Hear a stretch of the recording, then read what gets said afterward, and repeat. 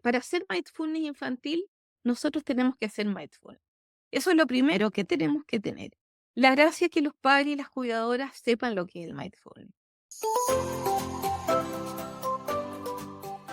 Hola, ¿cómo están? ¿Qué tal? Bienvenidos nuevamente a otro episodio del podcast Salud y Felicidad Plena con el doctor Oscar. Es un episodio muy interesante, muy especial que he estado esperando hace mucho tiempo, no solamente por el tema, sino por la invitada. Nos acompaña Ujú. desde Chile, desde Valdivia, la doctora María Laval Cruchaga, más conocida como Loreto. Así que es un placer, Loreto, tenerte en el programa. Es impresionante. Casi 30 años como doctora, especialista en medicina infanto-juvenil.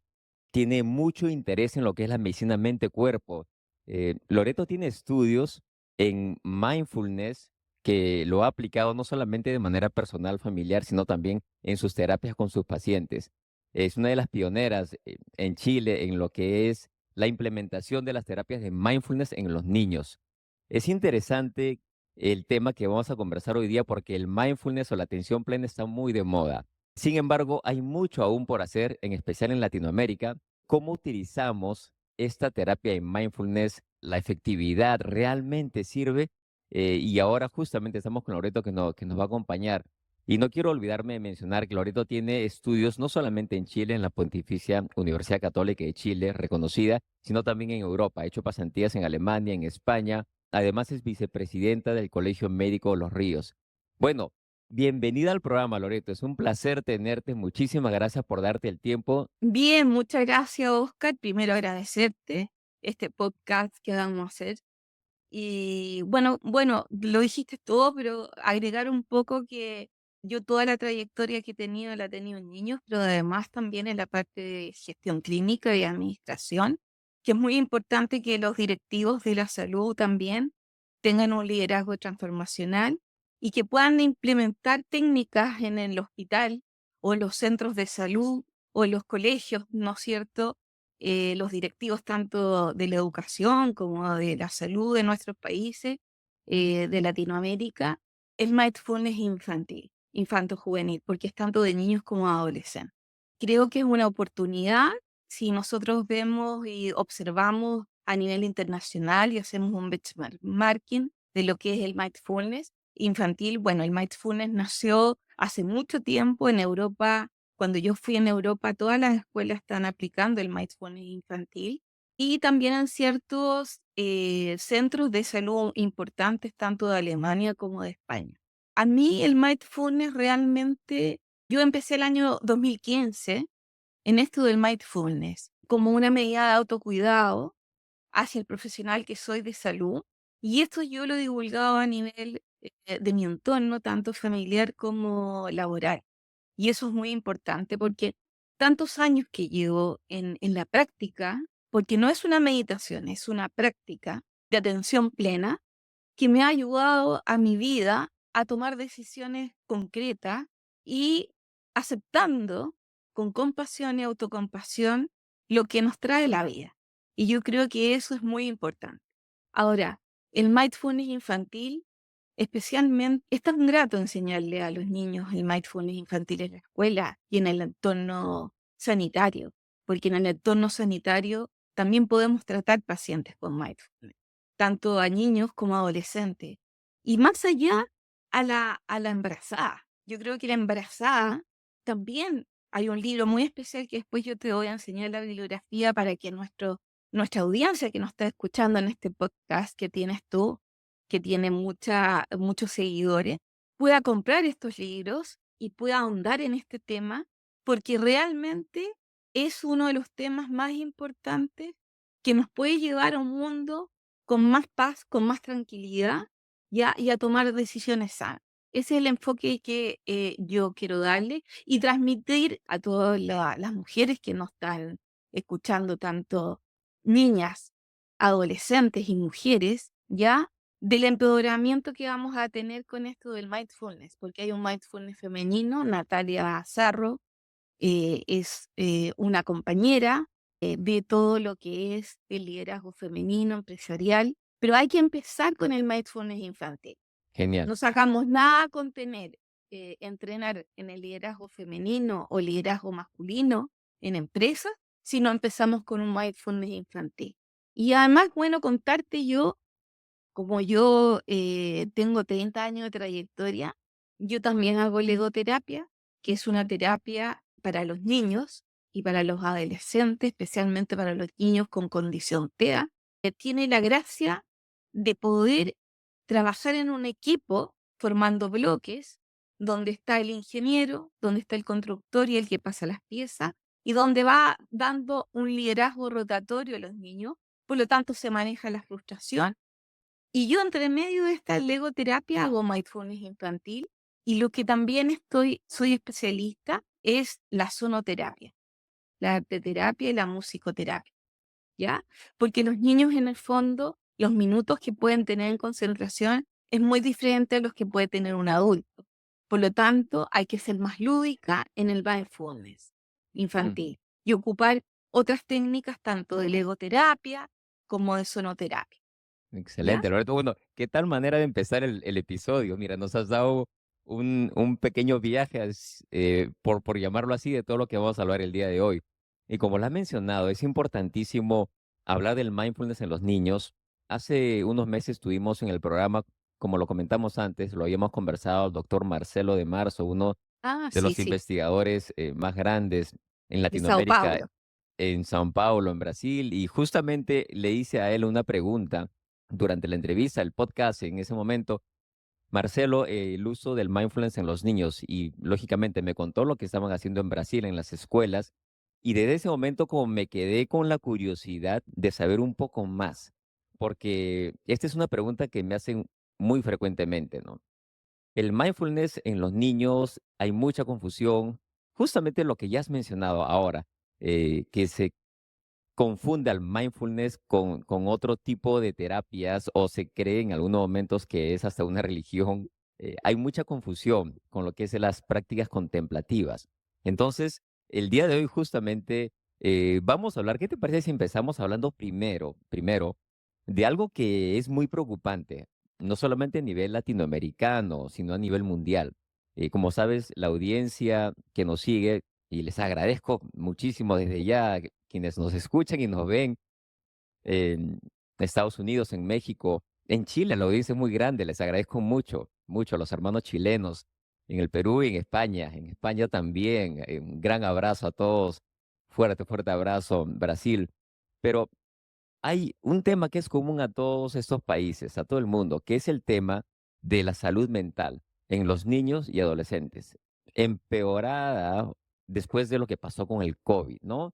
Ya mucho antes, dejemos de lado la pandemia, ya sabíamos de que la salud mental en los niños y adolescentes ya estaba ya sufriendo. Hay un gran porcentaje de jóvenes en especial que no solamente sufren de ansiedad, de depresión o problemas que son posiblemente pasajeros, sino que ya van marcando su vida.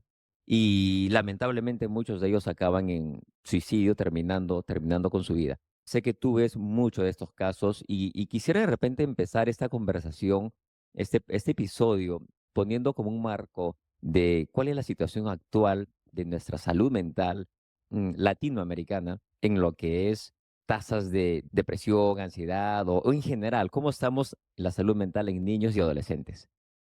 Sí, mira, a ver, hay un pre y un post pandemia, que eso es Ujú, súper importante. Ahora, tenemos una epidemia de salud mental, no solamente en Latinoamérica, sino a nivel mundial. Y eso es importante. ¿Y por qué se ha producido? Porque en el fondo también hay alteración de la salud mental de los adultos, o sea, de los padres, ¿ya? Hay familias disfuncionales, hay problemas también en el trabajo, de maltrato, y todo eso se lleva a la casa. Y eso ujú, recae en todo lo que sean los niños y niñas. Hay un informe de la UNICEF que dice, ya es el momento para el liderazgo en la salud mental, ¿ya? ¿Cuál es el plan de acción que van a tener los países a nivel mundial? Ahora, a nivel latinoamericano, nosotros tenemos menos herramientas. El per cápita que se paga, por lo menos en Chile, es muy bajo. Ahora estamos funcionando, no sé si es en Perú, pero por lo menos a nivel de España, Alemania y otros países europeos, se financia a través de una herramienta que se llama Grupo Relacionado al Diagnóstico, que Ujú, tenemos la posibilidad de aumentar 3 o 4 veces más el financiamiento de estas patologías, por ejemplo, las hospitalarias. Ver, por ejemplo, los centros de salud que tenemos, tanto a nivel primario, secundario, terciario, tenemos escasez de estos recursos. Hay muchos niños institucionalizados, pero eso no es solamente en ese nivel socioeconómico, sino también en el alto. Hay niños y adolescentes abandonados donde los padres, para no tener problemas con los adolescentes, le entregan el carro o le entregan dinero, una tarjeta para que vayan con sus amigos a pasarlo bien a estas discotecas, a estos centros donde hay problemas de drogas, de alcohol. Entonces, la salud mental realmente es una epidemia mundial. Ahora, si nos enfocamos en Latinoamérica, los niños sienten mucho miedo, soledad y tristeza. Yo diría que eso son las emociones que sienten ellos. Y buscan, ¿no es cierto? Buscan cómo pasarlo a través de esto el que te digo yo, los adolescentes, en las drogas, en el alcohol, y pocos en la familia. Entonces, el tener una familia funcional, de que sean cooperadores y que enseñen con las acciones más que nada, es difícil encontrar, porque también tenemos alteración de trastornos de salud mental en los adultos, y eso es muy grande. ¿Cuáles son los 3 trastornos de los adultos? La depresión, de ansiedad y el suicidio. ujú, ¿Ya? Porque vivimos en una en un mundo capitalista donde la persona se llena con lo que tiene, el auto, la casa, los mejores colegios quieren los niños quieren que sean de las 4 profesiones más comunes, que son medicina, derecho, ¿no es cierto?, ingeniería, ya, otras más, ingeniería civil e industrial, que sean gerentes. Entonces, Latinoamérica siempre va porque los niños quieren que sean más que los que son los padres. Y eso es una equivocación, porque lo que hay que pensar nosotros, que nuestros hijos sean felices. Y la felicidad no se encuentra afuera, sino se encuentra en nuestro interior. Y eso es el mindfulness, encontrar la felicidad en nuestro interior. Ahora, como te digo, y tú que me estás haciendo la pregunta de los indicadores, los niños, hay problemas en la experiencia con sus progenitores, pero además en sus cuidadores. Hay muchos niños, como te digo, que no están viviendo con sus progenitores, sino con sus cuidadores. Las relaciones que entablan con sus amigos y las oportunidades que tienen para jugar, aprender y desarrollarse, todo eso se acabó un poco con la pandemia, porque tuvimos que guardarnos en casa, guardarnos en las residencias que viven los niños institucionalizados. Y eso provocó un cambio fundamental en lo que es la salud mental. Ahora, ¿para qué hablar de las redes sociales? Las redes sociales en sí, tanto por ejemplo el Instagram, el Facebook, los TikTok, han tenido también, ha sido bueno y malo, una fortaleza y una debilidad grande de la salud mental. Depende de cómo lo llevemos, y eso también nos debemos preocupar.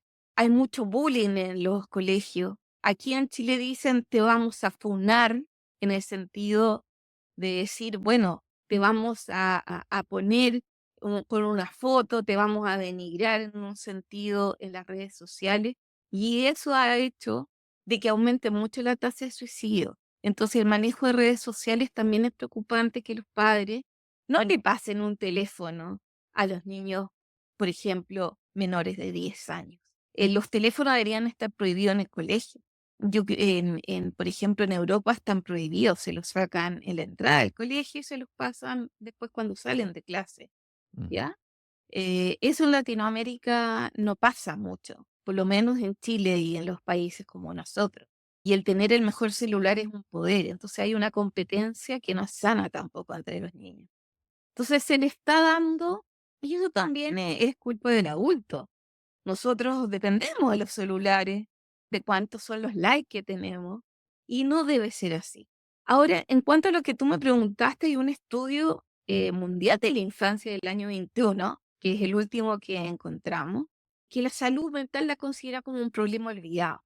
¿Por qué? Porque también quedaron muchas listas de espera de patologías, tanto de la salud mental como patologías, por ejemplo, de cirugía infanto-juvenil y también de patologías crónicas en la pandemia, porque las listas de espera son dinámicas y la pandemia produjo unas listas de espera que ya sobrepasan la capacidad de los prestadores que tenemos en Latinoamérica.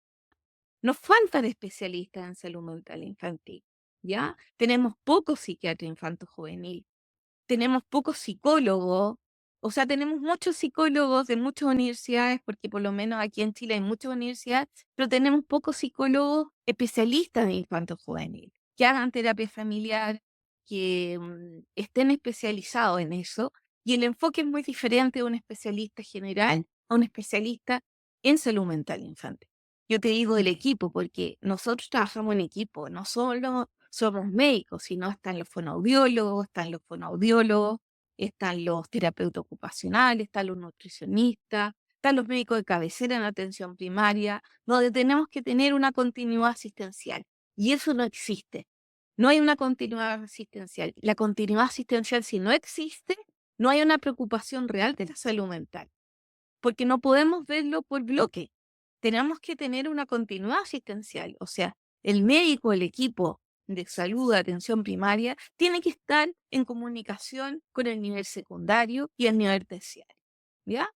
¿Cómo lo he hecho yo? Y bueno, yo trabajo en una urgencia pediátrica donde generalmente me llegan 3 o 4 pacientes con ideación suicida, autolesiones y también con pacientes que heridos de arma blanca. Yo te digo de escolares, donde ahí nosotros y gente también de que necesita en el fondo mucho abuso sexual y también tenemos que hacer el peritaje, como en todos los países hacemos los peritajes.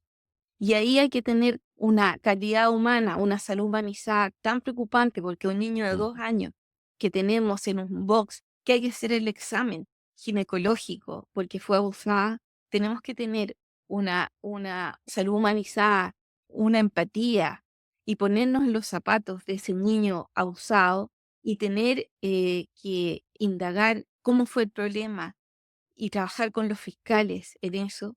Y además, prestar, y yo he aplicado el mindfulness con la respiración, con el anclaje de la respiración, y los niños se calman. También les tengo los bloques en ese minuto para que podamos jugar y hacer esto tan duro en algo más personalizado y más humanizado para los niños. La promoción, la protección y el cuidado de la salud mental de los niños y de las niñas y de los jóvenes y sus cuidadores ha sido insuficiente. Ahora, es el momento del liderazgo, en el fondo, de hacer un liderazgo de los padres, de los cuidadores, de los profesionales del área de la salud en forma multidisciplinaria en lo que es la salud mental. Hablando en cifra, te voy a decir que la prevalencia de los trastornos mentales a nivel de casi 16 millones de adolescentes de día 19 años que viven con trastornos mentales en América Latina y tanto en el Caribe, tenemos que hay un 14,8% de niños con trastornos mentales, Casi ¿ya? 15%. Claro, un 14,8, casi un 15%, y eso yo te hablo en los niños, ¿ya? O sea, en los hombres. Y en las mujeres tenemos un 12,8%, pero va variando con la edad. Eso es de Ujú. los 10 a los 14. De los 15 a los 19, también tenemos un 17% de los hombres y un 16% de las mujeres de trastornos mentales, tanto en Latinoamérica como en el Caribe. Y el porcentaje estimado de prevalencia, ¿para qué? Prevalencia es la cantidad de casos nuevos y los casos antiguos, y la incidencia es los casos nuevos. Pero estamos hablando de prevalencia, o sea, de los dos. Y tenemos, por ejemplo, en Chile, en Brasil, tenemos una cantidad de niños con prevalencia de trastornos mentales de día 19 años de un 15% y un 16%. En Colombia tenemos un 13%, Costa Rica tenemos un 15%, en Ecuador tenemos un 16%, Eso es lo que fluctúa entre un 15 hasta un 17% en los países latinoamericanos. En cuanto a las patologías, también hay que considerar que las estimaciones de suicidio, que es la patología, es la tercera patología a nivel mundial. Son las 5 principales causas de muerte entre los adolescentes entre 15 a 19. Tenemos la violencia interpersonal, Ujú. ¿ya? Primero, como causa, que da 36 muertes por cada 100.000 habitantes. Después tenemos las lesiones de tráfico, que tenemos el 15%. Y de las patologías de salud mental, el tercero es el suicidio, que Así hay es. 6 muertes por cada 100.000 habitantes. Y eso ¿Ya? es justamente muy preocupante, ¿no? Eso por eso yo Eso es muy te preocupante. y yo te Sí. preguntaba inicialmente, y mi preocupación es muy grande, los que tenemos hijos, hijas, ¿qué tan frecuente ves tú, digamos, semanalmente o mensualmente, jóvenes que vienen o familiares que vienen y te dicen, bueno, mi hijo ha tenido una ideación o está pensando en el suicidio o ha intentado? Tú lo ves muy frecuente eso ya. Yo lo veo frecuentemente porque entran por la puerta de entrada que es urgencia. Y urgencia pediátrica, nosotros recibimos por lo menos al día 2 o 3 pacientes con ideación suicida. Y esos Uf. pacientes generalmente vienen de residencia. O sea, son pacientes institucionalizados o de la casa que tienen patología, ¿no es cierto?, previa, tanto de trastorno de ansiedad, de trastorno de oposicionista desafiante, Ujú, de trastorno obsesivo compulsivo, de TOC, ¿ya? Que tienen patologías previas y que el diagnóstico fue tarde. Por lo mm, tanto, es muy importante la labor de la familia, de los colegios, de prevenir esto antes. En los colegios hay psicólogos, psicólogos educacionales, pero ujú, no son psicólogos que ven problemas del aprendizaje. Lo que nosotros necesitamos es un psicólogo integral en los colegios, que detecten estas patologías antes, porque estas patologías son detectadas antes. Por lo tanto, la calidad de vida de ese niño podemos mejorarla al detectarlas antes. ¿Ya? Yo así creo es. que esa es una gran misión que tenemos, Ujú, cómo detectarlas antes. Ahora, hablando del suicidio, tenemos que los niños generalmente tienen entre los 10 a los 19 años un 65% más, o sea, 65% de los niños tienen ideaciones suicidas y un 35% de las niñas. Y en la cifra de 10 a 14 años, esto se revierte. Las niñas tienen un 52% más y los niños tienen un 48%. Hay que estudiar por qué de los 10 a los 14 las niñas tienen más. Y eso es por el bullying escolar. Están en plena adolescencia, ¿ya? Son prepuber, porque a los 10 años son prepuber, y hay algo ahí que gatilla que las niñas tengan más. Y es por los cánones que hemos dado de lo que es la belleza. Por ejemplo, en los spots publicitarios, las mujeres que lideran son de un peso que son un peso muy bajo, ¿no es cierto? Donde lo que es la belleza en sí no es la belleza interior, sino la belleza exterior de los niños, de la niña. Y eso hace que el bullying, que cada vez tengamos trastornos de alimentación en esta edad, que se ven mucho los trastornos de alimentación como anorexia, bulimia y obesidad, ¿ya? En los niños de 15 a 19, la cifra se revierte. Hay mayor cantidad de suicidio de los hombres. Y eso también hay que ver por qué. Un 68%. Porque a lo mejor nosotros nos fijamos más en las niñas en esto y no en los hombres. En los hombres también hay trastorno de alimentación, también tienen bullying y también hay que ver también de que hay el problema que hay actual de niños que nacen como niños, pero a la larga ellos se identifican, su identificación sexual es diferente. ¿Cuáles son las patologías más frecuentes? La ansiedad y la depresión son las más frecuentes. La ansiedad y la depresión, los trastornos bipolares, los trastornos de déficit de atención y de hiperactividad, que están dentro de lo que es la salud mental, los trastornos de comportamiento, que son los trastornos conductuales, ¿no es cierto? Que son los trastornos antisociales, los trastornos, ¿no es cierto?, oposicionistas desafiantes, y hay otros trastornos mentales propiamente. Ahora, una de las patologías de las niñas más frecuente es el trastorno de ansiedad y depresión entre los 10 y los 14. Ese es el que más afecta. Luego viene el trastorno de déficit de atención y hiperactividad con un 16%, con un 13% vienen los trastornos de comportamiento conductuales y con un 8.8% vienen otros trastornos, que ahí está el trastorno, el TOC, que es el trastorno obsesivo compulsivo, los trastornos de alimentación, Ujú. anorexia, bulimia y otros trastornos conductuales propiamente tal, que no se encasilla como trastornos de comportamiento. En los niños de día 19, el más frecuente, con un 36.2, son los trastornos de déficit atencional y de hiperactividad. Es impresionante que las niñas de día 19 años, un 62,6, o sea, un 63%, tienen ansiedad y depresión. Y eso también es por las redes sociales, por el Instagram, por el Facebook, por los TikTok, donde hay un maltrato frecuente entre los pares y, como llamamos en Chile, una funa de ese personaje que hace de que tengan ideaciones suicidas. Entonces hay que tener cuidado. Eso es lo que te puedo hablar en forma global de Latinoamérica, de los indicadores que son preocupantes y que la salud mental es en el fondo una epidemia y es una prioridad a nivel mundial y a nivel de Latinoamérica.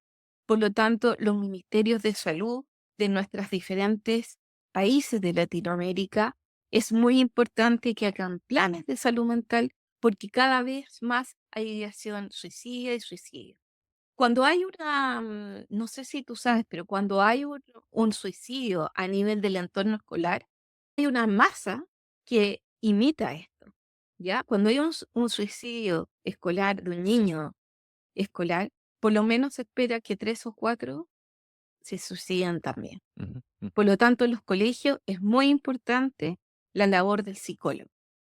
No necesitamos un psicólogo, a ver, tenemos que priorizar el trastorno de aprendizaje, el trastorno, está muy bien que nos preocupemos de la educación de los niños, pero hay que preocuparse también de lo otro, del bullying escolar, de por qué se quieren suicidar por motivos de lo que está pasando en su colegio, ¿ya? Mm, Y eso lo tiene que ver un psicólogo, un psicopedagogo, un psicólogo especialista en trastornos mentales, ¿ya? así es, Y así. hacer un diagnóstico situacional en los colegios. Aquí hay el ambiente, es muy importante, tanto el ambiente familiar como el ambiente escolar, en los niños que decían el suicidio. Y eso hay que tenerlo en cuenta, ¿ya? Ujú, sí, es importante. Y justamente, wow, nos has dado una cantidad de información impresionante y preocupante al mismo tiempo, ¿no, Loreto? El hecho de que esta epidemia de salud mental en los niños y adolescentes a nivel mundial. Y me comentabas, me preguntabas este efecto de masa y pensé justamente en lo que sucede en Estados Unidos, lamentablemente, como muchos lo saben, las muertes que pasan en las escuelas y personas con problemas de salud mental, jóvenes, generalmente son jóvenes o adultos, entran a las escuelas y suceden estos hechos tan lamentables. Y hay ese efecto de masa, porque se ha estudiado que, por ejemplo, en un condado, en una parte Sí, de un estado, cuando suceden estos actos, no pasa mucho tiempo y sucede en otra escuela cercana o en otros lugares cercanos. Es como que psicológicamente estas personas encuentran como un desfogue, es la teoría o la hipótesis que se da, ¿no? Dice, o si esta persona lo hizo, yo también lo quiero hacer de una vez. Entonces, como se da este efecto de masa, no sé si es el mismo efecto que pasa en la parte del suicidio adolescente, probablemente es una circunstancia completamente diferente, pero al hecho es de que dos cosas que quería preguntarte o ahondar un sí, poquito en esto que nos has mencionado. Primero, era el rol de la familia y de los cuidadores, las sí, cuidadoras, cuidadores. Es importantísimo, y esto yo lo veo mucho en el Perú, es muy común en muchas partes de Latinoamérica, vamos, que papá y mamá ahora están trabajando, lógicamente, ¿no? Ese lógicamente. rol tradicional ya de hace muchos años, probablemente cuando yo estaba pequeño, había todavía hecho de que la mamá se quedaba cocinando en En la casa, casa. haciendo las labores de la casa y te quedabas ahí o con la tía. Pero ahora los tiempos han cambiado y me da gusto que hay esta independencia, este empoderamiento de género en todo sentido. Es algo que la verdad que yo lo aplaudo. Pero al mismo tiempo, papá, mamá trabaja o la pareja trabaja y los niños se quedan con cuidadoras. Y es esta interacción que no nos ponemos a pensar. Me hacen muchas preguntas, a veces cuando converso con personas en Perú en especial, y me dicen, bueno, pero mi hijo yo le he dado para que coma esto y yo le dejo para que, estamos hablando de la alimentación, de nutrición funcional, de los cambios de estilo de vida, y todos los papás lo entienden muy bien, pero de repente el niño o la niña hace otra cosa completamente diferente y llegamos al punto de que, oh, la cuidadora probablemente no. Entonces, tenemos que incluir a las cuidadoras a ese rol porque ya se vuelven parte de la familia. Entonces, en Lógico. este aspecto que lo mencionas, me parece genial. Divulguemos un poco más el rol de cuidadoras en esto, que entren a las conversaciones o que sean parte de esta solución, de este abordaje, ¿no? Y el otro tema que también cada vez se ve más y más, el tema de las redes sociales. Lógicamente, nosotros utilizamos mucho las redes sociales, Sí, Instagram, LinkedIn, Facebook, YouTube, todo, las plataformas de podcast con el ánimo de divulgar y de compartir información que ayude, que aporte, que sea de calidad y que entretenga. Pero lamentablemente muchas de las publicaciones que se ven en línea, sobre todo que se ve a la edad joven, adolescentes, afecta mentalmente el hecho de que tu adolescente se siente mal porque vio que la vida de la otra adolescente primero es perfecta o es una adolescente que está todo el tiempo de viaje o se le ve muy bien o tiene todo y realmente cuando conversas con esa persona no es así. Es el hecho de lo que quieren poner estas otras personas cuando publican en pantalla, no es su realidad. Y eso afecta, y no nos damos cuenta que eso está afectando la salud mental de los niños, niñas y adolescentes. Y en este caso, estamos viendo que las tasas de suicidio siguen incrementando, ¿no? Y eso es algo preocupante. sí. Mira, contestándote, Oscar, yo estoy totalmente de acuerdo contigo con el análisis que estás haciendo.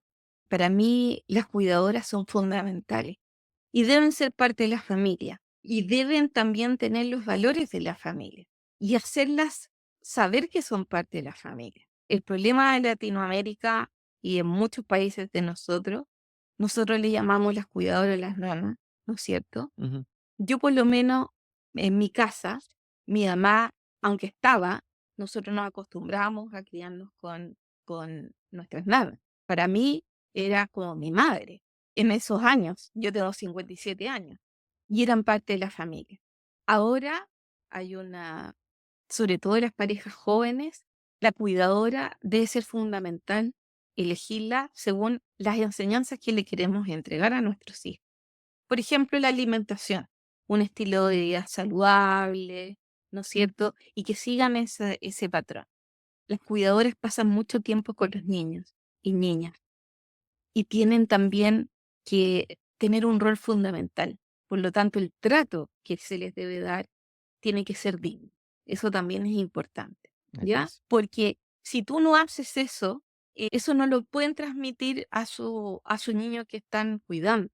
Y está bien que los padres trabajen. No importa la cantidad que uno pueda estar con los hijos, sino es la calidad que podemos estar con ellos.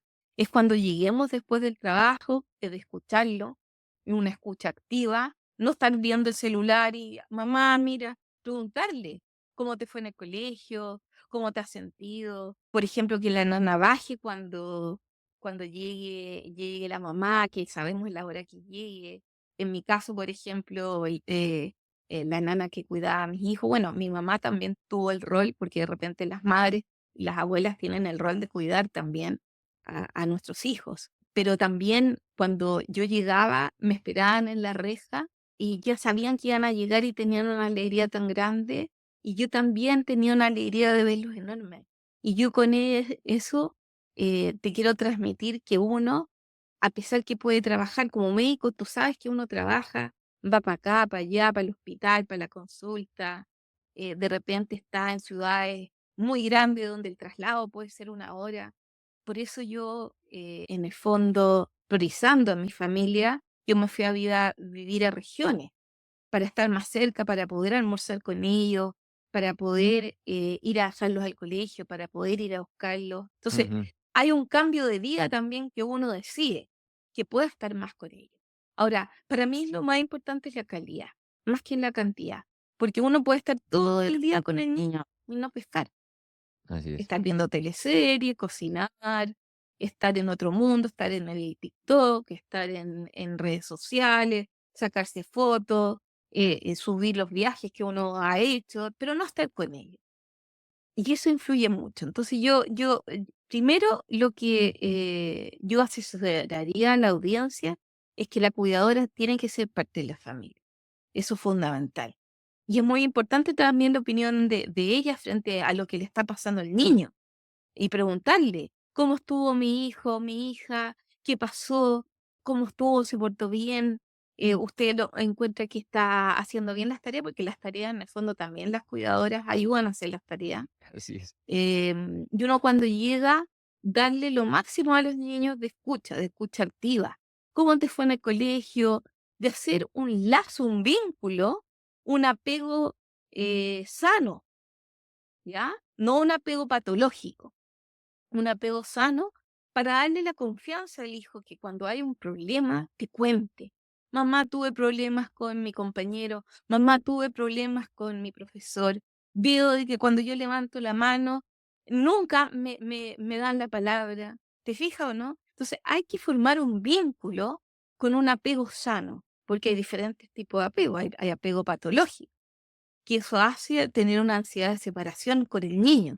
Ansiedad de separación es cuando uno va a dejar al niño del colegio, te llora, se agarra de las rejas y dice, no, no, no me quiero quedar. Ese Claro, es un apego patológico, ¿ya? Y también hay que tener ojo cuando hay un apego sano y el niño no quiere entrar o no quiere ir al colegio, hay que tener ojo. ¿Qué está pasando? ¿Está pasando un bullying escolar? ¿Qué está pasando? ¿Cuál es el vínculo con el profesor jefe? Hay muchos profesores que le dicen, sabe que usted no está aprendiendo bien matemática, usted es tonta, usted es tonto. Y eso me ha pasado con mis hijos, así ¿ya? es. Y cuando chicos me llamaban y me decían, no está aprendiendo. ¿Y qué es lo que pasa? Mi hija tenía ausencia, que es el petit mal, que yo como médico no lo pude ver una vez que al tenerla en mis brazos, vi que se ponía hipotónica a los 2 años. Y ahí supe que tenía ausencia, que es un tipo de epilepsia, Ujú. ya, que no es tónico-clónica generalizada, pero sí es que pestañean con los ojos y se provoca en segundos, se van. Mm, Entonces los niños pierden la concentración, pierden, se provoca una anamnesia en el colegio y no pueden ligar, por ejemplo, en matemáticas, seguir el ejercicio matemático, ¿ya? así es. Entonces, eso es muy importante. Uno puede saber cómo está el niño, ¿ya? Y eso también, bueno, más adelante vamos a hablar del mindfulness, que también eso hace de tener un vínculo sano, una relación sana, donde cuando sean más grandes o adolescentes, mamá, me está pasando algo con esto, tengo problemas con el profesor, me están funando por las redes sociales. Hay niños, por ejemplo, y niñas y adolescentes que tengo un hijo que no quiere tener Instagram, porque ¿para qué? Para que suban los viajes, ¿para qué? Para saber que están en una fiesta y yo no lo estoy. ¿Me están entendiendo? De que Es en el impresionante, sí, fondo soy buen alumno y me están usando para que, oye, ¿me puedes explicar esto? Y soy el personaje que explico que soy el bueno de la película, pero no comparto en la parte lúdica de los adolescentes. Eso también importa. Entonces, los padres y la función de los médicos, de los pediatras, de los que hacemos salud mental y los que hacemos medicina infanto-juvenil, es tan importante de hacer un enfoque biopsicosocial cuando atendemos a los hijos y decirle a los padres lo importante que es esto para la vida y para el crecimiento y desarrollo sano de nuestros hijos. así es. Porque un niño sano es un adulto sano. Nosotros estamos viendo una epidemia también en salud mental adulta. Eso tenemos que tratarlo nomás. Ya la promoción y la prevención se terminó en ellos. La promoción y prevención hay que hacerlo en los niños, desde que nacen, desde que están en nuestro útero. Por eso está el mindfulness también de la embarazada. Es hablarle. Hay estudios también de que hay ondas que nosotros transmitimos. Por ejemplo, cuando estamos depresivos, las madres embarazadas, le transmitimos a nuestros hijos, ¿ya? Y hay estudios de ecografía que cuando estamos nosotros depresivos, cómo los niños tienen menor movimiento. hay una Hay conexión una muy, muy grande. conexión, el vínculo se crea desde el apego y el vínculo no es de la madre, es del padre también. Y, Así y, y es. de familias que son diferentes, porque hay familias heterosexuales, pero también hay familias que son homoparental y familias que son diferentes. Ujú, Eso también es familia. Entonces, así en es. ese sentido, tenemos que abrir la mente y los adolescentes también tienen esos problemas. Ha habido un boom de los adolescentes, también por las redes sociales y todo, que la identificación sexual de ellos van cambiando. En eso tenemos que apoyarlos y tener planes de salud especiales para eso, porque muchas veces no son, pero a veces son. Y en eso hay que tener caridad, hay que tener compasión, autocompasión y saber manejar. No sé si te contesté la pregunta, Oscar, o me No, faltó sí, una. muchísimo, muchísimo. Muchas gracias por expandir un poco en esto, que es importante, tener compasión y algo que mencionaste del rol de los padres. Muchas veces el tema de las cuidadoras nuevamente es tan, tan importante. Yo siento de que nosotros los padres, por el poco tiempo que uno pasa con los hijos, el solamente de repente es esa media hora al día o 1 o 2 horas a la semana, uno ya quiere darles todo, ¿no? Entonces se ve, yo converso a veces con los papás y le digo, pero no tienes que darle tantas cosas a los hijos, es que es el único Claro, momento que están conmigo. Quiero comprarles todo y quiero darles todo, y a medida que van creciendo, están adolescentes, les dan el carro, tratan de compensar, ¿no? Es ese fenómeno de la compensación, que no es sí, amor. Entonces, le digo, pero es que no quiere el carro, no quiere ni siquiera ese juguete o no quiere ni el teléfono, te quiere a ti, quiere tu tiempo, quiere sí, solamente que lo escuches, quiere que claro. solamente que la acompañes, nada más. Ese es el tiempo de valor, eso es lo que vale, y Ahora, eso no tiene precio. sí, es importante tener coherencia, Ujú, porque en el fondo, si los padres tienen el último carro, ¿no es cierto? Uno enseña con las acciones, con la manera del día a día, con tus hábitos, con ujú. tu manera de relacionarte con los demás. Por ejemplo, de relacionarse como con la pareja, con las cuidadoras, cómo te relacionas a través de la familia. En Latinoamérica es muy importante la familia. En otros lados, bueno, en Estados Unidos yo viví un tiempo, después de los 15 años ya se van, ¿no es cierto?, de la casa y pueden trabajar, tener su carro propio, ellos pueden comprar. En Latinoamérica no es así, tú no puedes estudiar y trabajar a la vez, porque no da y no da la oportunidad, porque están buscando pega gente que realmente necesita para mantener a su familia. Entonces, no van a contratar acá a los jóvenes que ya tienen su familia, pero sí en Estados Unidos pasa eso. O sea, Ujú. por ejemplo, o trabajamos en pastelería o trabajan en gasolinería, pero hay eso. Pero en Latinoamérica no, porque la competencia es de los mismos padres buscar las pegas. ¿Me Así estás es otra entendiendo? Entonces, hay, realidad. hay, y las realidades son diferentes. Y por eso los planes de salud no podemos copiarles de un país a otro. Son planes propios de salud mental que necesitamos, porque el diagnóstico es diferente, ¿ya? La idiosincrasia es diferente. Y eso es muy importante. Eso es importante. Entonces, los que hacen políticas de salud tienen que saber eso, de que no podemos copiar, por ejemplo, el sistema canadiense, el sistema de Londres, a un país, por ejemplo, como de Sudamérica, porque la idiosincrasia es diferente. En salud mental es tan importante el tener las antenitas, como las antenitas del Chapulín Colorado, Ujú. que tenemos, que en México fue, y en el país, por lo menos yo veía con mi hijo el programa del Chavo del Ocho, ¿no es cierto? Lógico, ¿quién Es no tan creció con el Chavo del Ocho? importante tener esas antenitas y conocer tan bien a tu hijo en profundidad para saber de que un cambio de conducta X puede ser que le esté pasando algo. Yo por lo menos al solo mirar a los hijos míos, que ya son grandes profesionales, tengo uno solamente que está en la universidad, sé lo que está pasando. Al solo mirarlos, al solo cómo cierran la puerta, sé lo que puede pasar. Eso es importante y eso es una capacidad que tiene uno como padre y madre, no solamente la madre. Entonces, eso también se forma, la intuición. La intuición es fundamental en los padres. La intuición y la coherencia, La definitivamente, coherencia. completamente Son de dos acuerdo. factores importantes. Los niños no esperan, como dices tú, tener el carro, tener, por ejemplo, ropa de marca. Nosotros somos los que andamos con ropa de marca.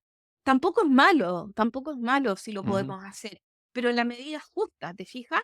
Porque sí, la ropa de marca dura más que la ropa que no es de marca, porque tiene materiales a lo mejor de mejor durabilidad, pero si tú ves que tú tienes una ropa de marca que dura 5 años, un auto que no lo cambias a cada rato, por ejemplo, y que tiene 5 o 6 años, que tú sigues con el auto, tú le aprendes al niño de que sí tienes cosas de marca, pero es porque duran más. Y no es porque es la marca, sino es por la calidad de mm, eso, que es diferente. Entonces, eso es importante también. Enseñarles a que tienen que aprovechar la vida, a que tienen que ser felices y que pueden contar con nosotros en lo bueno y en lo malo. Y esa es la confianza. así es, La ese es. confianza es fundamental y contar los problemas en familia. Por ejemplo, cuando uno está comiendo, almorzando, cenando, cuando uno está tomando once, cuando uno llega a la casa, o por ejemplo, hacer un Zoom si están lejos. Si hay algún problema familiar, hay que inmediatamente no poner la venda en los ojos, sino inmediatamente aceptarlo y decir, bueno, ¿cómo la familia va a tomar esto? Ejemplo, y esto va a ser como duro a lo mejor en Latinoamérica, decir, cuando tenemos un hijo que nos dice, me siento en un cuerpo de otra persona. Eso hay que tomarlo.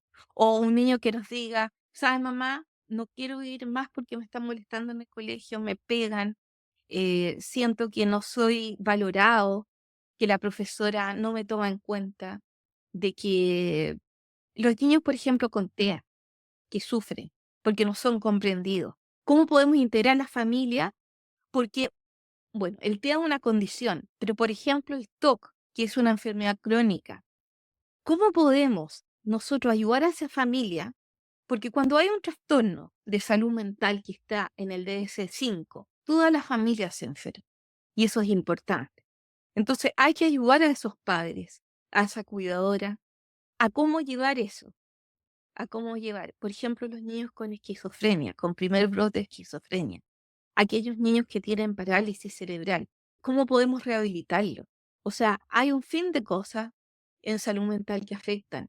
Ese niño de parálisis, uno cree que no escucha. Igual esos niños que están en la UCI, que están en coma, hay muchos que han salido y que es importante tomar la mano, que el médico que les hable con cariño, que ellos salen después de la UCI y ellos han contado y hay evidencia de que ellos están, aunque estén en sopor, en el fondo, en coma inducido, ellos sienten, ellos Ujú. sienten la mano, ellos sienten el amor que transmiten. Los niños oncológicos también, que tienen problemas de salud mental, ¿cómo son los planes de salud mental? Yo en el hospital, por ejemplo, estoy viendo la posibilidad de hacer dos terapias en ellos, la ligoterapia y el mindfulness que vamos a hablar después, porque es parte de la salud humanizada. Así es. Entonces, yo creo que hay que fortalecer en los equipos de salud la salud humanizada y hay que integrar a los padres en esto. Entonces, hay un fin de cosas y hay que ver todos los actores que involucran que nuestros hijos, hijas y nuestros pacientes tengan una salud mental sana, que en el día de mañana sean adultos sanos y que puedan tomar una decisión con fundamento y respetar esa decisión, la que sea, y apoyarlos, que es muy importante. Gracias por seguir el contenido. Espero que encuentres esta información útil y de valor. No te olvides de suscribirte al canal de YouTube y activar la campana de notificaciones para que no te pierdas las publicaciones que hacemos semanalmente. Si nos estás escuchando en cualquier plataforma de podcast, comparte con alguien a quien tú crees que esto le puede hacer de ayuda. Ahora sí, regresamos al episodio. ¿Ya? Perfecto. Ahora, lo que es el uso del mindfulness. Hablemos lo que es el mindfulness, que sé que mucha de la audiencia están esperando este, Este momento. digamos, uso, las como lo dijimos inicialmente, ¿no? ¿Cómo usar? ¿Cuáles son esos tips, esos consejos? ¿Cómo realmente puedo aplicar? Porque ya muchos son familiares con el mindfulness, como haciendo un resumen, ¿no? Este mindfulness es el concepto de la atención plena, el Sí. estar presente, el vivir el día a día, el momento, el tratar de, de no juzgarnos, de no apegarnos a los momentos, el tener esa mente de principiante. Es este estado de conexión, mente, cuerpo, alma que fue adoptado de tradiciones milenarias, ¿no? Que se ha vuelto, digamos, en lo que es la medicina moderna y una práctica muy útil en las últimas probablemente 2 décadas ya. Y ustedes en Chile tienen referentes muy grandes en mindfulness. Hemos mencionado al doctor Marcelo de Marzo, en Brasil, el doctor Javier García Campayo, como siempre en España. Tienen ustedes en Chile a Claudio Araya, tienen a Gonzalo A Gonzalo Brito, personas que Brito, hacen mucha investigación y sí. son súper reconocidos a nivel latinoamericano y mundial. Pero cuéntame un poco, Loreto, de cómo aplicar mindfulness en los niños. ¿En qué lugares? ¿En las familias? ¿En las escuelas? ¿Cómo hacerlo esto de manera práctica? Primero, mindfulness viene del budismo Zen, es milenario, es una práctica, no es una meditación. Muchas veces en los libros que traducen en inglés dicen meditación en español, pero es una práctica. Para mí el mindfulness es un estilo de vida. Como te dije yo, desde el año 2015 estoy en el mindfulness y después me profesionalicé en mindfulness. Lo primero, y yo creo que el primer consejo, es que los padres se acerquen a lo que es el mindfulness del Mm, adulto. Eso es lo primero. Y los profesores también. Eso es lo primero que tienen que ver. Ahora, referentes tenemos por mil. El primero que occidentalizó el mindfulness es John Kabat-Zinn. Yo pertenezco a la comunidad John Kabat-Zinn. Ayer estuve en la comunidad, le conté también de que iba a estar en este podcast contigo, así que Torrijos está ahí, bueno, sí, él todavía por allá en sí. Fernando Massachusetts. Torrijos Fernando. también Ujú. está en esa comunidad, ¿ya? Bueno, y aquí tenemos hartos referentes, yo quiero nombrarlos porque también quiero nombrar a Bruno Solari, que es uno de mis maestros, que él, yo hice el máster con él en la Universidad de Desarrollo en Chile, el mindfulness del punto de vista del enfoque del autocuidado y de tratar a pacientes con patologías crónicas y patologías de salud mental, y también la posibilidad de transmitir y de repetir lo enseñado a a nuestras comunidades. Yo tengo mi comunidad, ¿ya? Que está abierta, así que la podemos también decirle a la comunidad, después les voy a dar el Instagram. Ujú. Pero lo primero que yo quiero que los adultos nos acerquemos al mindfulness, porque para hacer mindfulness infantil, nosotros tenemos que hacer mindfulness. Eso es lo primero que tenemos que tener. La gracia es que los padres y las cuidadoras sepan lo que es el mindfulness.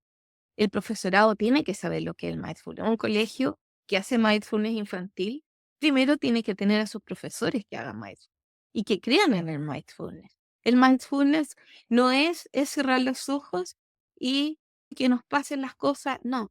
El mindfulness es una práctica ya que necesitamos muchas horas para que podamos llegar a nuestra paz interior y a reconocernos y a tener nuestra felicidad que está en el interior. Ese paradigma que la felicidad está en el exterior es falso. La felicidad nuestra está en el interior. Y así tenemos que criar a nuestros hijos. Ahora tenemos muchos referentes también aquí en Chile, como te digo, el Bruno Solari, tenemos a Edwin Kroc, que es de la Universidad Austral. Él sacó un libro para nuestros pares que es de medicina resiliente, que es muy interesante, porque en el fondo lo que hace el mindfulness es que nosotros seamos más resilientes frente a los problemas de la vida. Ya que hay que aceptar los problemas que nos trae la vida y las felicidades que nos trae la vida. Bienvenido. Pero la vida no es de color de rosa. La vida tiene sus altos y sus bajos. Y eso hay que tomarlo para bien. Ahora, uno de los de las que a mí yo entré en lo que es la atención plena para niños y adolescentes es un libro muy lindo de la Marina Lisenberg. Ella es argentina, es una psicóloga egresada de la Universidad de Buenos Aires y se capacitó en la Universidad de Massachusetts junto a John Kabat-Zinn, Ujú. ¿ya? Ella con este libro que tiene otros libros más, por ejemplo, El secreto de Emilia, Mindfulness para niños y niñas, que yo se los voy a mostrar, que es este de acá, ¿ya? Atención plena para niños. Atención plena para niños y adolescentes. Ella habla un poquito de lo que es el mindfulness y cómo aplicarlo. El mindfulness infantil se aplica de forma lúdica, no es el mindfulness de los adultos. Por lo tanto, nosotros según las edades lo aplicamos. Por ejemplo, los niños tenemos primero el mindfulness de la embarazada, que nosotros le aplicamos al feto, en el fondo, porque la madre transmite. Y aquí tenemos un libro muy importante que quiero que la audiencia sepa, de la doctora Warriner y de Mark Pallis, que se llama Mindfulness en el embarazo, que son 30 maneras de conectar con tu cuerpo y tu bebé, ¿ya? Interesante. A través del Mindfulness. Y esto es muy interesante y son prácticas que le sirven, es un libro de autoayuda para las madres embarazadas.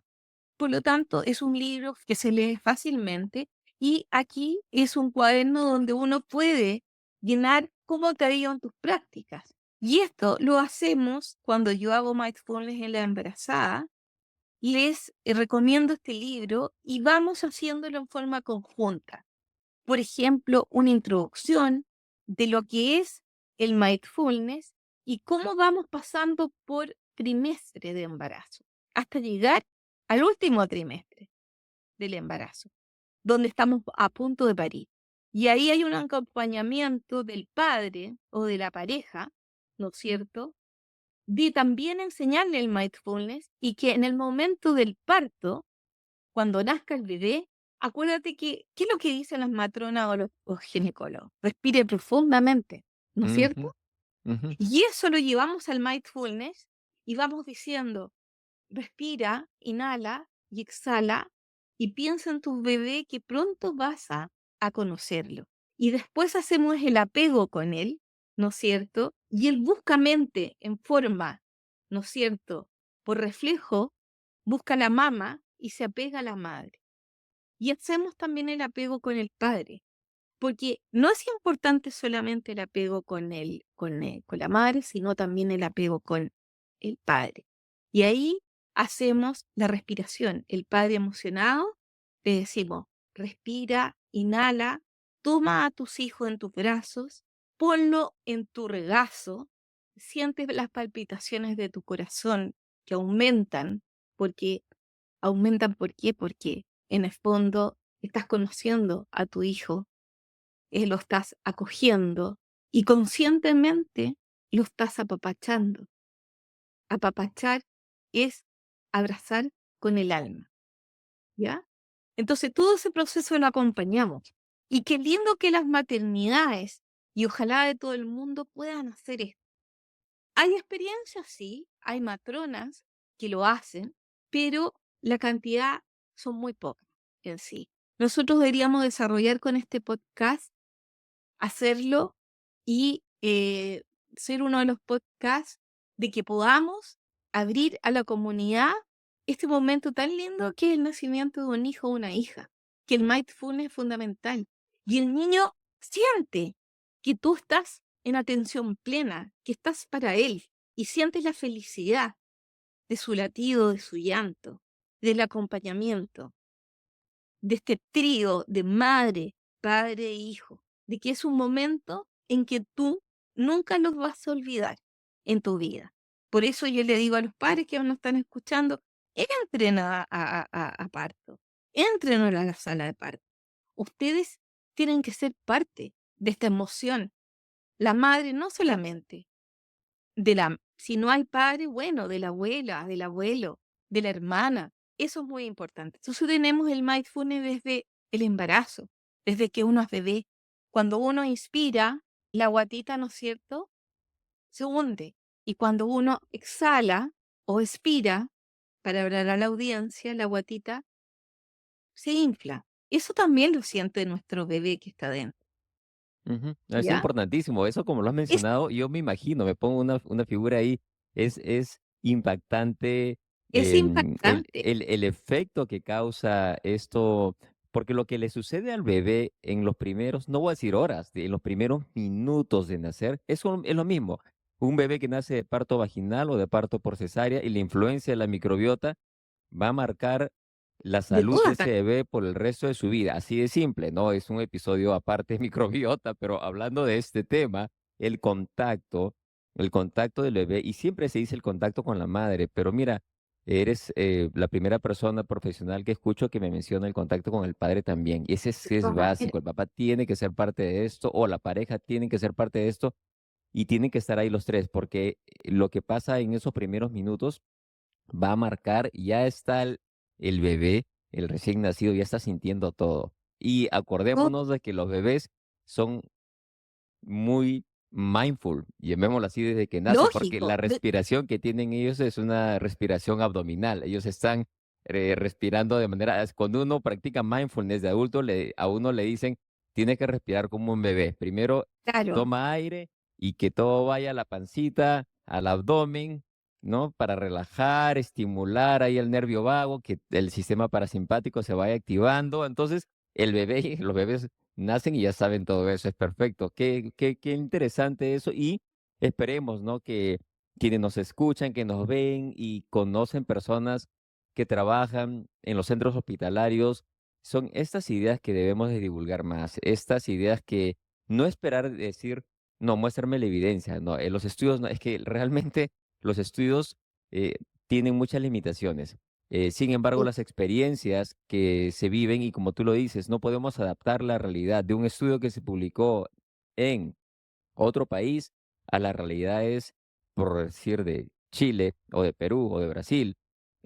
Son completamente diferentes, ¿no? Tratemos de adaptar culturalmente las prácticas, pero de saber que hay mucha base científica detrás de todo esto. Te agradezco que nos hagas este viaje, ¿no? Por el momento del sí. nacimiento y lo cual sigue, porque el mindfulness también, que es la otra pregunta que te hice al inicio del episodio, y no quiero que terminemos el episodio sin que nos cuentes la importancia del mindfulness, de la atención plena en las escuelas. Hemos hablado de tantos problemas que pasan en las escuelas, cómo integrar esto de manera práctica, ¿no?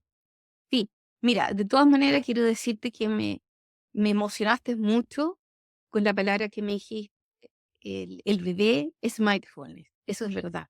Uno va perdiendo la capacidad de mindfulness si tú no te metes en este campo de mindfulness. El bebé que nace es mindfulness. Ujú.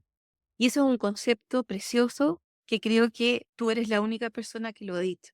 Y tiene mucho Gracias, valor y te agradezco porque para mí yo pienso igual. Los gracias. niños son tan puros, nacen puros, con atención plena. Y el parto, si es vaginal o por cesárea, igual es traumático para ellos, porque salen del líquido amniótico, ¿no es cierto? Y Ujú, salen a una condición de que no están acostumbrados por muchos meses. Por lo tanto, lo que hace el apego es disminuir ese trauma. Y como el niño es mindfulness, eso lo hace soportar este trauma. Ahora, hablemos cuando van creciendo. Los niños van creciendo y van creciendo y ojalá que estén en un entorno mindfulness familiar. Que nuestros padres, ¿no es cierto? Que nuestros cuidadores, que nuestras familias sean mindfulness. Hay cursos mindfulness, hay un montón de gente que dicta para la gente mindfulness. No necesitamos tener conocimiento. John Kabat-Zinn siempre dice, nosotros somos principiantes, tenemos que ver el mindfulness como principiantes. Y hay libros como Mindfulness de la vida cotidiana. Y yo, en el fondo, lo que hago cuando hago estos talleres a los padres es recomendarles ciertos libros que puedan leer para que tengan una base conceptual y que no lleguen a mis clases sin tener ciertos conceptos básicos, ¿ya? Y para aprovechar el momento que tenemos de forma presencial y lo podemos hacer con la familia. O sea, participan los adolescentes, los niños de diferentes edades. Eso es muy importante. En la parte escolar, como tú me mencionas, siempre tiene que haber una coherencia con la parte familiar y escolar.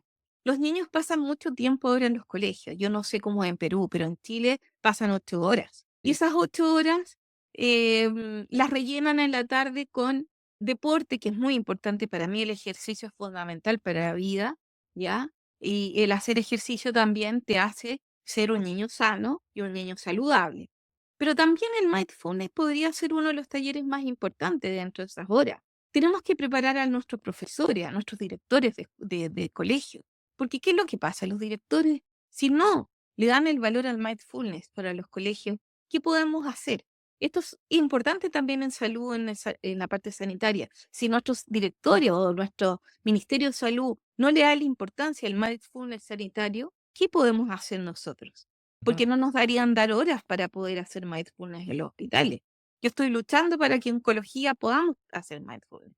Entonces, en los colegios lo que tenemos que hacer como estrategia es convencer a los dueños de los colegios, al Ministerio de Educación, trabajar en conjunto, hacer una alianza estratégica de los ministerios de Sanidad y porque por lo menos en Chile ya tenemos un equipo de mindfulness que está dentro de salud humanizada.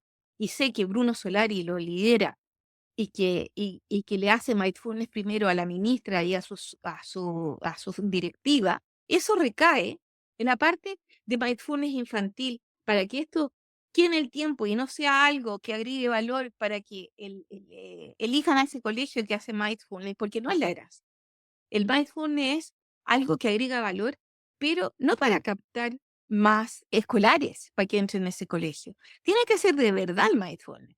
Y los profesores los tenemos que educar. Ahora, ¿cómo podemos transmitir el mindfulness a los niños? Es muy diferente que es a los adultos, porque tiene que ser en forma lúdica. Yo te voy a mostrar, por ejemplo, un libro que es de mindfulness para niños, que es de la Paloma Science. El prólogo lo hizo John Kabat-Zinn. Es muy preocupado John de John Kabat-Zinn y de Javier García Campayo, que para mí, yo sigo a Javier. Javier me hizo la terapia compasiva. Para mí es seco Javier de la Universidad de Zaragoza y espero conocerlo alguna vez personalmente. Gran tipo, Y una gran Javier persona. Y voy a fue el dejar que todos hizo los enlaces, disculpa, me voy a dejar todos los enlaces para que nos están solamente escuchando, que no pueden ver. eh, Voy a dejar los enlaces en la descripción del episodio, siempre en YouTube y en las diferentes plataformas de podcast. perfecto. Pero, Sí. ujú, Sí. Bueno, este es uno de los primeros libros que yo leí, que es el Mindfulness para Niños de la Paloma Sáenz, que ella es una persona española, ya es una persona española, que ya vivió mucho tiempo en India, que se dedicó a la meditación y empezó a ver el mindfulness infantil, ¿no es cierto? Y el mindfulness infantil y el mindfulness en general, hay que decirle a la audiencia que no es una religión, no importa la religión que tenga. Esto es aparte de la religión. Uno puede ser católico, cristiano, ateo, puede ser testigo de Jehová, lo que sea. El mindfulness es transversal. Eso es importante, tanto de la parte adulta como infantil. No va con los credos. Eso es lo que quiero decir. Y eso John Kabat-Zinn lo tiene muy claro. Javier García Campaño, como prólogo de esto, dice, este libro es pionero en nuestro país, en España y en el idioma español, y pretende contribuir a un mejor conocimiento del mindfulness y a su aplicación en niños. ¿Y esto qué es lo que hace? Es hacer en forma lúdica lo que es mindfulness. Entonces, ¿cómo se comienza el mindfulness? Dice Paloma. En cuanto nacemos empezamos a respirar, lo que estabas diciendo tú, Oscar, y no dejamos de hacerlo hasta que morimos, o sea, en todo nuestro ciclo vital. Pero durante ese tiempo, durante nuestra vida, ¿cómo respiramos? ¿Cómo vivimos? Si aprendemos a respirar desde pequeños, y eso debemos hacerlo, y eso es el mindfulness infantil, desde ahí empieza, en cada momento. Y si aprendemos a meditar desde que somos niños, si aprendemos todos a vivir con una mente en calma y un corazón abierto, ese es el mensaje que nos da Palón. Y es el mensaje en el fondo que tú intuitivamente estabas dando. Nuestro bebé que es mindful. ¿Cómo debemos mantenerlo? Porque el bebé mindfulness yo creo que hasta los 28 días, que es el neonato en el fondo, lo que es ujú. la neonatología, los niños recién nacidos que llaman. Pero después, ¿cómo lo mantenemos? A través de la madre y del padre. Cuando entra al colegio, tenemos un colegio que hace mindfulness y lo que yo opino es que el mindfulness debería ser recibirlos a través del mindfulness y que se terminen las clases a través del mindfulness. Se usa mucho lo que es hatha yoga. La hatha yoga es posiciones, por ejemplo, del guerrero, de la paloma, posiciones del águila, diferentes posiciones. Y también tenemos cartas, por ejemplo, hay un libro muy importante que es la guía práctica de mindfulness de los niños, que este es herramientas y ejercicios sencillos para hacer en la escuela y en el hogar. Es muy importante tener esto y, por ejemplo, te voy a leer lo importante de este libro es los niños atentos y los adultos atentos, la coherencia que debe de haber. Los niños atentos son más capaces de centrarse y de concertar. Eso es los beneficios del mindfulness. Tienen una experiencia, una calma creciente. Tienen una experiencia en una reducción del estrés. Muchos de ellos se estresan yendo al colegio, tienen ansiedad de separación y de ansiedad. Mejoran el control de sus impulsos. Muchos de ellos son hiperactivos, tienen mayor impulsividad. Uno cuando hace mindfulness infanto-juvenil en la escuela, hace eso, pero hay que seguir también en la casa, porque no sacamos nada con hacer mindfulness infantil en la escuela si llegamos a la casa y los padres están peleando, si los padres están discutiendo y los niños están escuchando. Lo que hace niños atentos es descubren formas más adecuadas de responder a las emociones difíciles.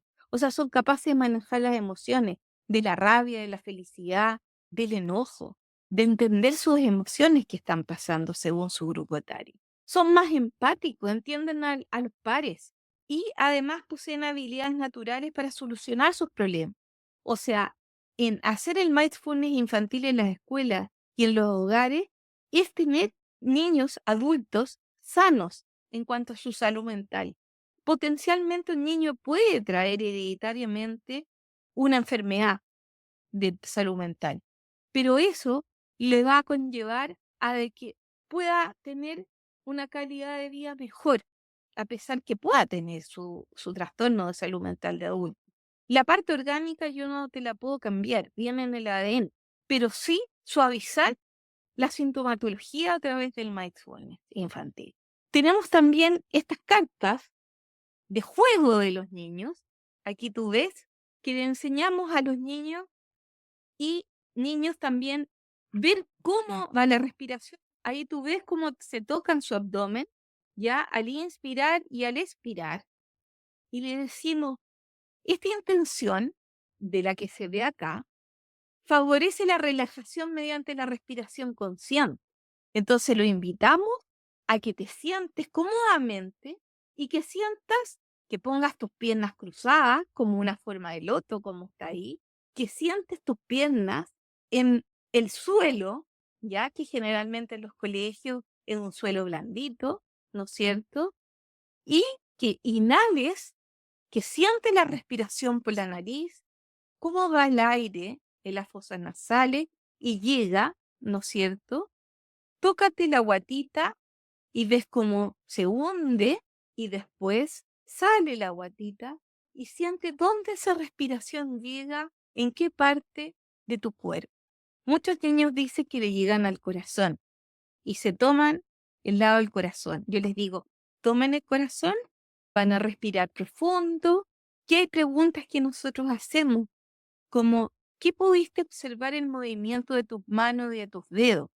Porque hacemos movimientos de los dedos y de las manos, tocando, por ejemplo, el pulgar con el índice. Y podemos hacer nuestro mindfulness así.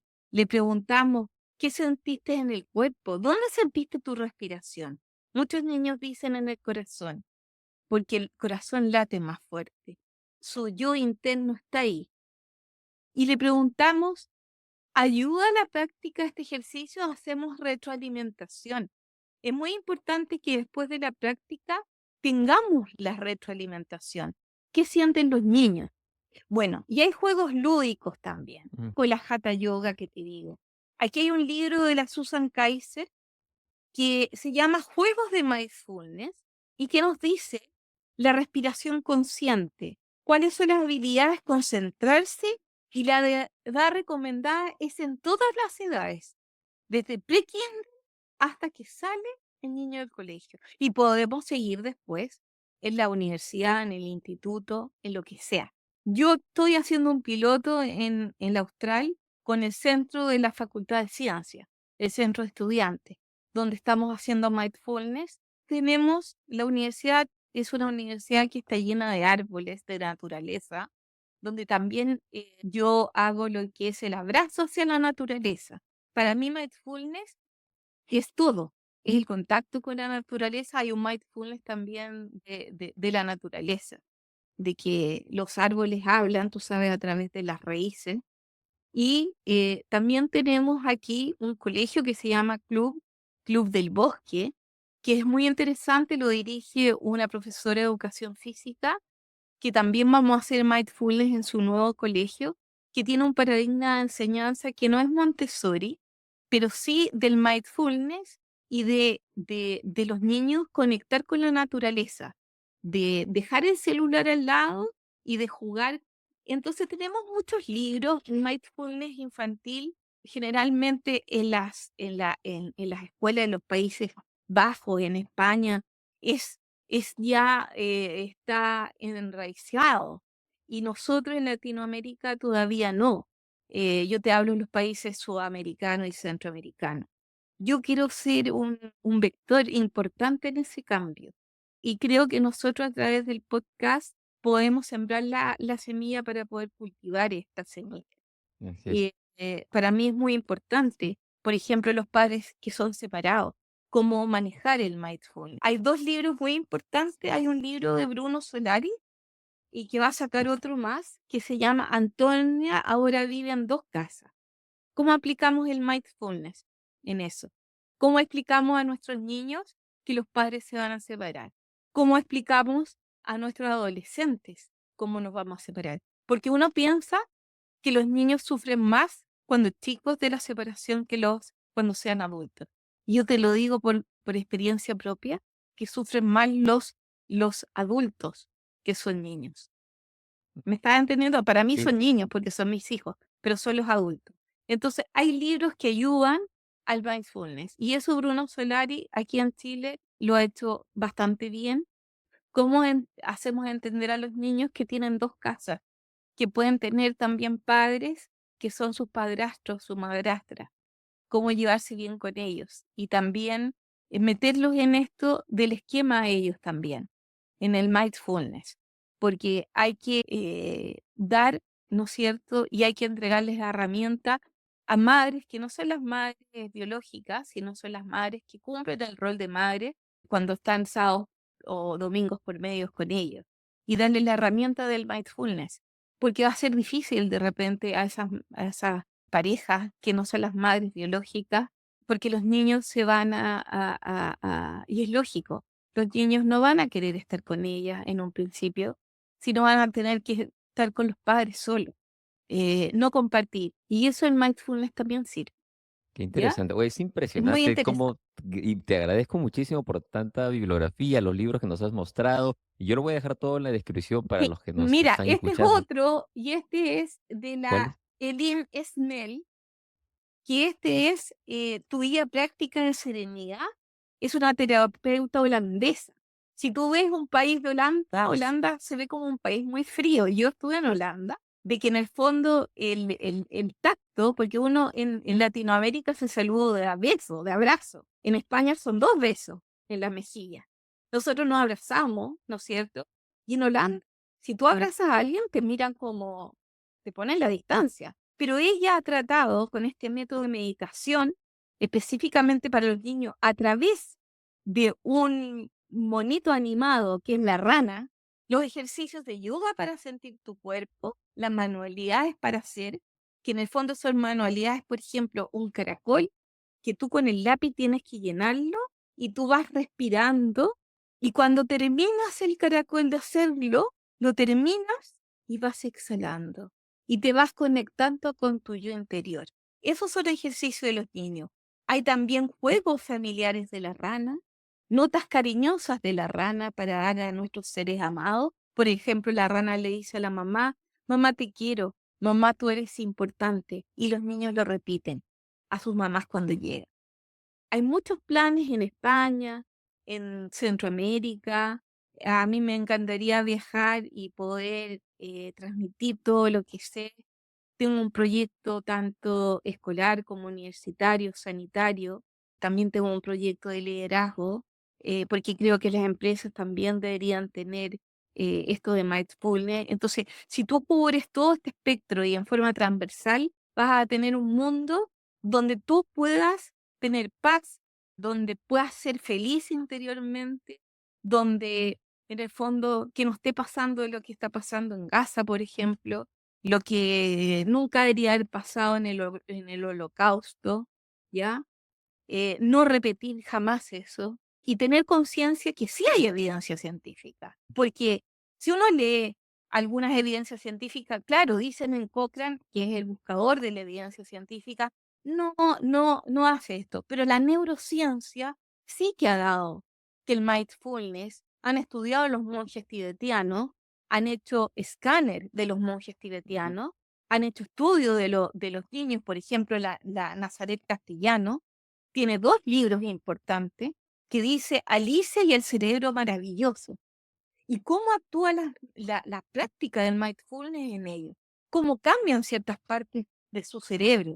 Y eso es ciencia, ¿ya? Claro, Y tenemos otro, Alicia y la barriga maravillosa. Es el mindfulness, cómo va moviendo la barriga, ¿ya?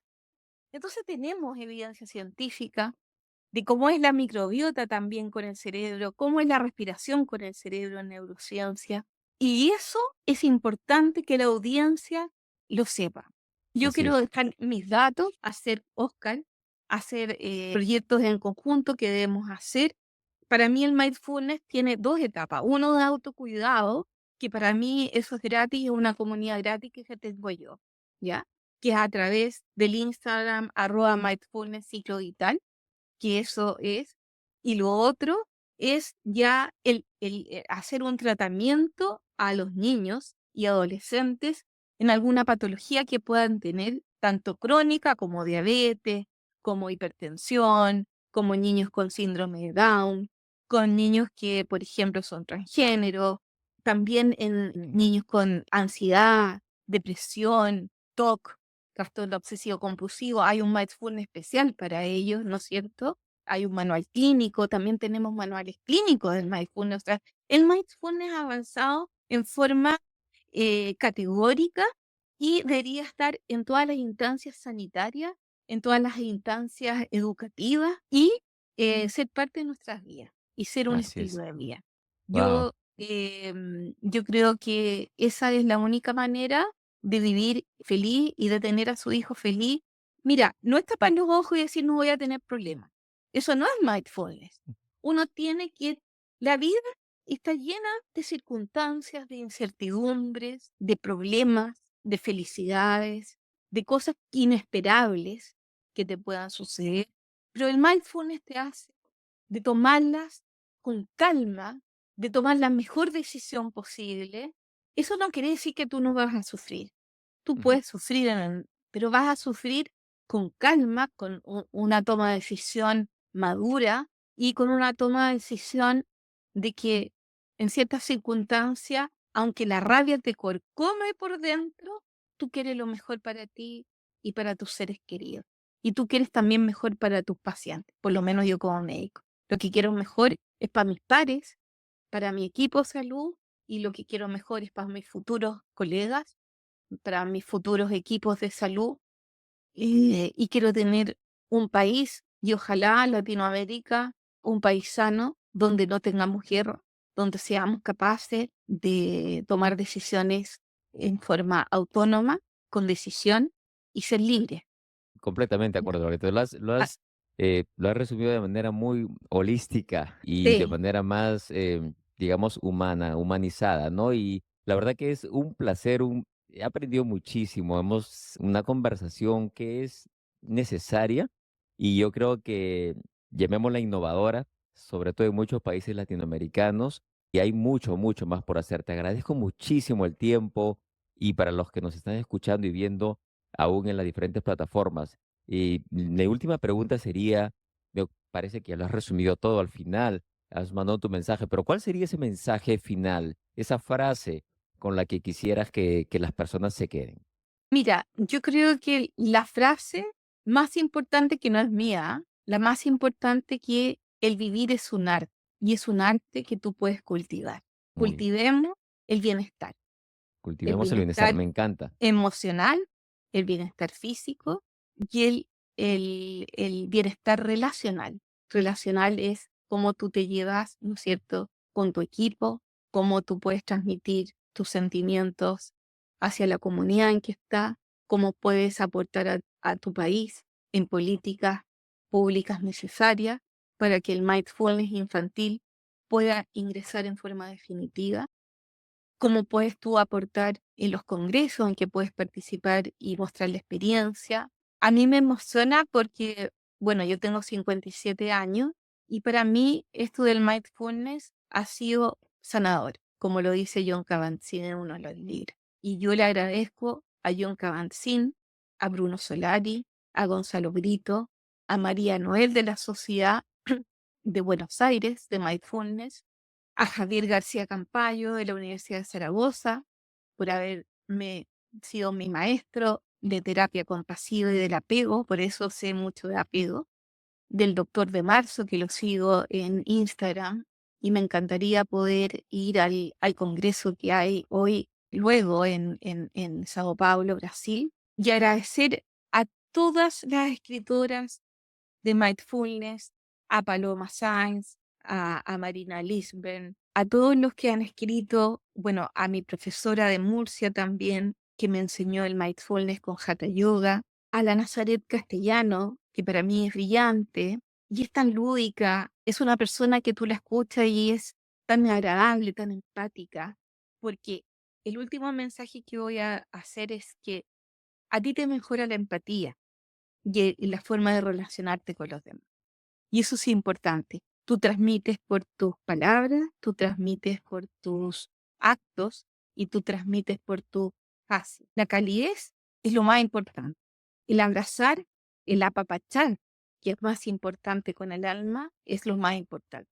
Y el cultivar el amor hacia el prójimo y también la espiritualidad que pueda tener uno independiente de la religión es importantísimo. Y con esto te agradezco un montón, Oscar, que me hayas invitado a tu podcast. Claro, encantado. Yo sé que es un tema que mucho interesa en la audiencia. Y para quienes nos están escuchando en las diferentes plataformas de podcast, les agradezco muchísimo, como siempre, el tiempo, valoración hasta 5 estrellas para seguir creciendo y que se difunda el mensaje para quienes nos ven en el canal de YouTube, como siempre les pido. Denle un me gusta, suscríbanse al canal, compartan el contenido con alguien a quien ustedes creen que esto le puede hacer de ayuda. Loreto, un placer, un gusto Pues haberte bien, te tenido en el doy podcast de esta semana. un Cuídate abrazo así con muchísimo. todo corazón.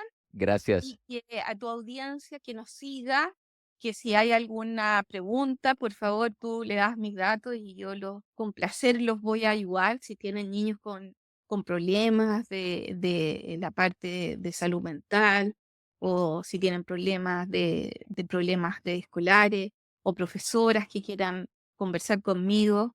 Yo estoy llano de hacer Zoom, Claro así que que un sí. abrazo, te agradezco un montón el tiempo y nada que decir, pues te felicito por tu podcast. Creo que es sumamente importante lo que haces. Creo que agrega mucho valor compartido. La comunidad te lo agradece. Pares como yo, que soy médico, te lo agradezco del alma. Así que, bueno, que nos sigan y te agradezco un montón la invitación. Gracias. Gracias. Muchísimas gracias por las palabras de retorno, igualmente, de respeto, de admiración y el gusto de tenerte en el programa. Voy a dejar todas tus plataformas, las que trabajas en la descripción del episodio. Y bueno, nos estaremos viendo en Bueno, algún me otro tienes que momento, invitar a Perú, pues. por Chile o por Perú o por Brasil. Ahí nos estaremos encontrando en Ok, cualquier momento. pues. O en España. Ok. Cuídate mucho. Saludos. Igualmente, igualmente Saludos saludos, que estés al muy país bien. hermano. Chao, chao. Ya, chao, chao.